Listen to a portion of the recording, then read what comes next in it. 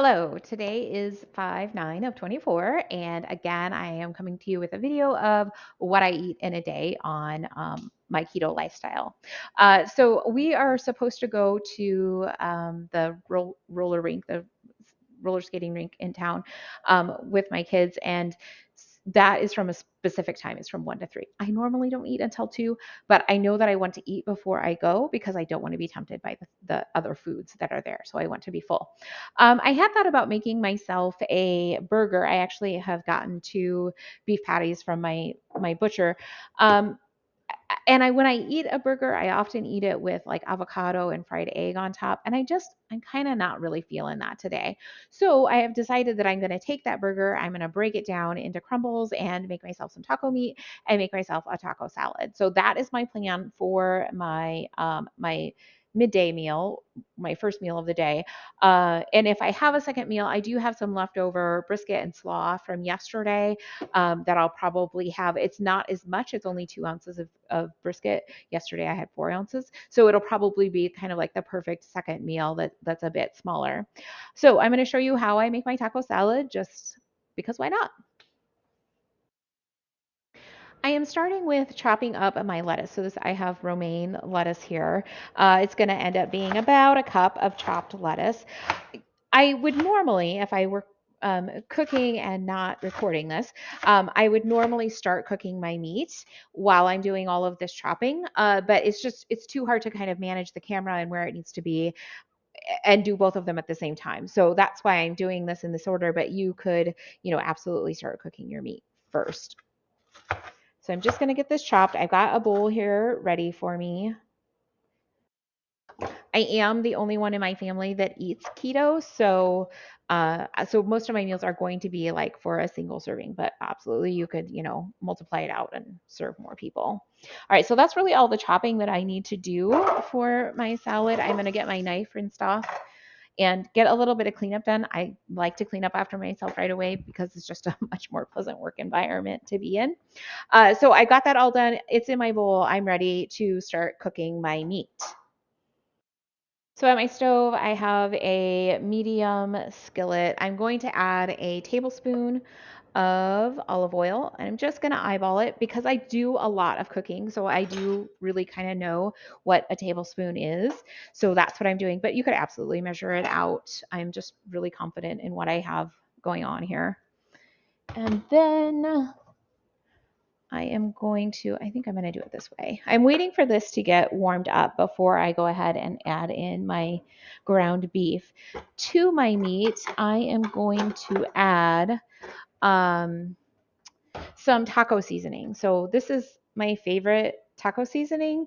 I don't really know why, except that it seems like it's got more like it's not there's not so much chili powder I think in it is what I really like. So it's not just hot, like it has a lot of flavor to it. And I actually find that I only need to use half of what you would normally use of other taco seasonings. So this is the taco seasoning that I am going to be using. And like I said, I'm just waiting for my oil to get hot. I've got my heat on a medium high. My numbers go from 1 to 7, so I've turned mine on a 5. When you can start smelling the olive smell and you start to have like some shimmering on top of your oil, then you know that it's hot. The reason that you want to do that is because you want to fry the meat. You don't want it to just like soak up that oil, even though we do want oil in our keto diets, but just for like cooking it, for like browning it, you want it to fry. All right, so I'm gonna take one of my beef patties. Like I said, I got 2 from my butcher. And I'm gonna get that in my pan, and it's sizzling, which is exactly what I want to hear. And then I'm gonna wash my hands because I've touched raw meat.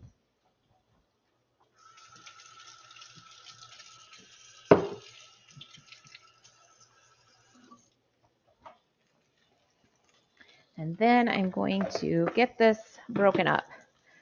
I do have a handy dandy, oop, that is too high. I'm gonna turn that down. If it's splattering all over, it's too high. Get this all broken up.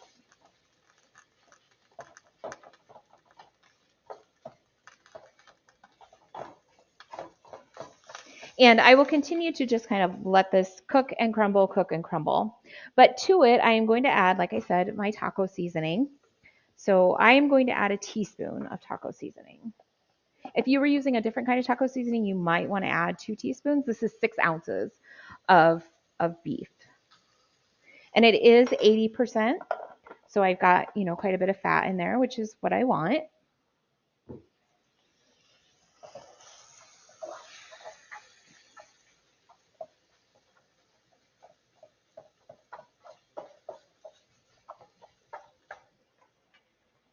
And I am also going to add some chia seeds. I add chia seeds to most of my meals if possible, just because I want that added fiber added. So I'm going to use a tablespoon of chia seeds. You could also mix this in with your salsa, but I find that it actually most of the time I don't really even notice the chia seeds except that they get stuck in my teeth. But I find that with my like ground meat like this, like if I'm making a taco meat, that they add like a depth of texture to it. Like it's almost pre-keto. I would have made my taco meat with beans in it, and it almost has that like bean texture. Like it adds a little bit of extra texture to it, and so I really like it in with my ground beef. My meat is cooked. I am ready to build my salad. So I've got my lettuce here. I'm just going to get this meat all poured right into my pan, and I am pouring it because I do want to make sure that I'm getting that oil out. I want it. And then I'm going to add about a quarter cup of shredded Colby Jack cheese. There we go. And my salsa.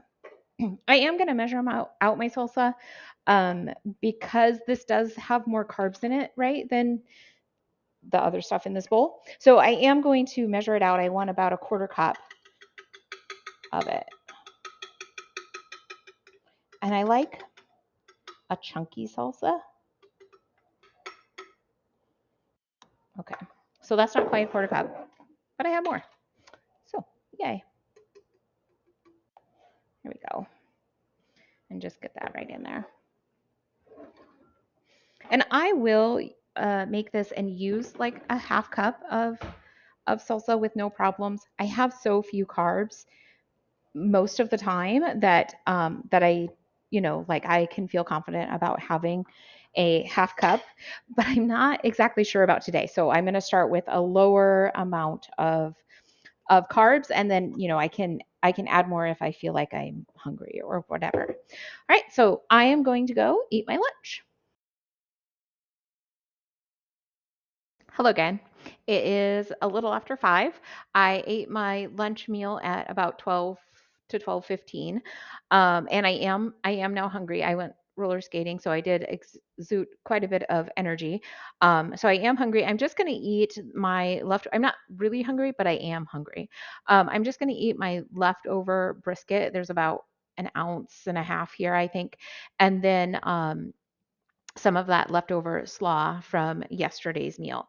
And that should probably be all that I eat today, but if there's more, I will let you know. It is towards the end of the night. It's about 8:30 in the evening. I usually go to bed around 10.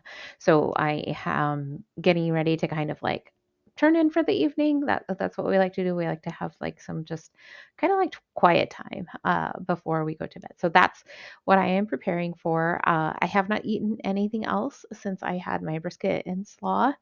And as you can see, my net carbs is at 11.64.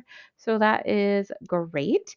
And my macros have me at 21% of protein, which is just fine. I want to stay right around that 20 or less.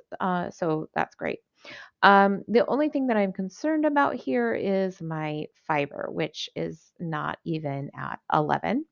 And then yesterday, I also only got to about 11, a little more. And I can tell that it's having an effect. So my plan for tomorrow, I could try to eat something tonight, but I've already had 2 meals, so I know I can't eat. So my plan is for tomorrow to make sure that my first meal of the day is kind of packed with as much fiber as I can kind of get into it. And I do plan on making the creamy pork. There we go. The creamy pork dish that I was going to make yesterday, but then ended up not being hungry enough for that. So I'm going to make that for my first meal. And then for my second meal of the day, I will probably just have like sunflower kernels and flaxseed to make sure that I'm getting plenty of that fiber in. So that's what I had to eat today, and maybe I'll see you tomorrow.